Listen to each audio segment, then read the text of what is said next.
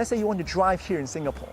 If you do not want to own a car, which is quite expensive here, or lease one for 1 month, 6 months, or a year, there is an alternative service, and it's called GetGo, which is the largest car sharing service here in Singapore. They claim to have 1,100 locations, and you don't even need to go to an office to do all the paperwork. All you need to do is to download the app, pay for it here, and then you can just drive the car and go. So we're going to do exactly that today. We're going to try it out with the app, pay for it here, and then book a car for a couple hours. And then we're going to find the car right here in this parking lot, and let's have fun. So right now we're going to use this GetGo app to try to book a car. As you can see from the app, there are actually many cars available. You can see all the dots, and then they claim to have over 1,000 cars. So let's find one that is nearby. So let's say, is this right?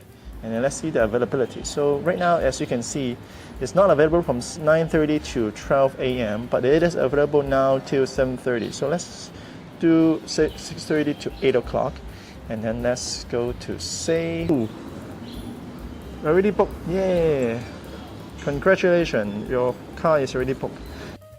Found the car. So this is our car. As you can see, it's parked in a reserved parking lot just for GetGo. And now I'm going to use the app. As you can see, it has this button called Unlock the Car. And I just press Unlock, and it will be using Bluetooth to connect to the car electronics. And then that's it. You can now open the door. We open the door. You don't even need the key because the electronics is already controlled by the app. So now Unlock the Car allows you to also turn on the car. And you just press Start. And now the car can be on. So this is actually quite a nice car. The condition is quite clean, and I believe this is a Korean car, a sport utility vehicle. So what are some of the advantages and disadvantages of using this GetGo car sharing? First of all, it's a cheap way to drive a car. If you need to rent a normal car, at least they will ask you to rent for 1 month or 3 months or 6 months, right? But this one you can rent it for 1 hour, and then and you only pay for what you drive, only pay for what you need, right?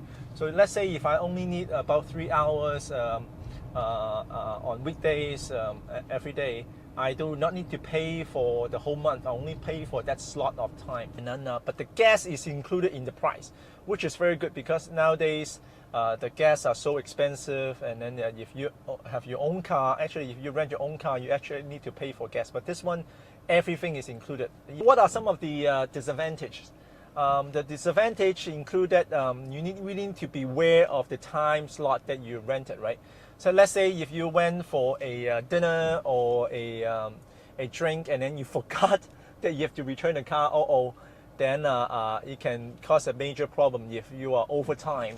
Then they actually tell you to drive back to your location immediately, or else they'll give you some fine or extra charges, right?